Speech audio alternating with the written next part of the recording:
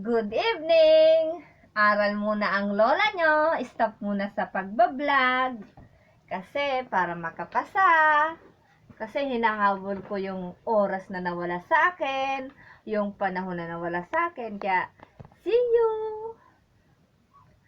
Let's say what you already know. Before you study this module, try first to answer the following test. Read each item carefully. Choose the letter of the best answer from among the 4 choices. Encircle the letter of your choice. Number 1. Matter is anything that occupies space and has mass. Which of the following is not matter? A. Water. B. Stone. C. Energy.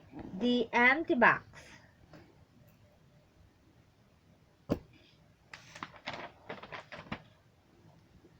Around us, different forms of matter. The air we breathe is an example of matter. Which of these statements incorrectly describe air? A. It has mass. B.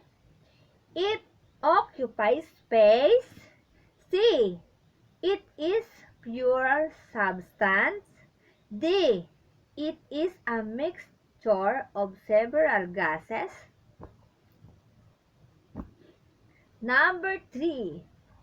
Elements in compounds are known as pure substances. Which of these statements correctly describes a compound? A. It is made up of one type of element. B. It is the building block of all matter. C. It can be broken down into simpler components. D. It cannot be broken down into simpler components.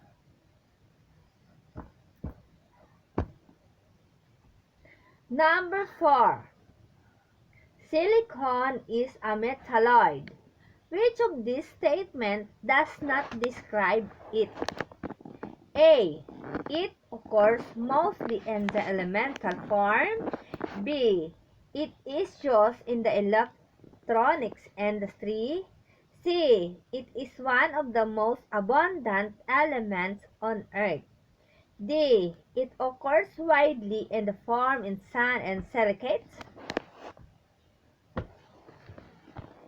Number 5. Elements such as calcium, oxygen, and germanium are pure substances. They are classified as metals, nonmetals, and metalloids. Which of these elements is a metal? A. Boron. B. Copper. C. Polonium. D. Hydrogen. Ay, salamat at natapos na. Good night!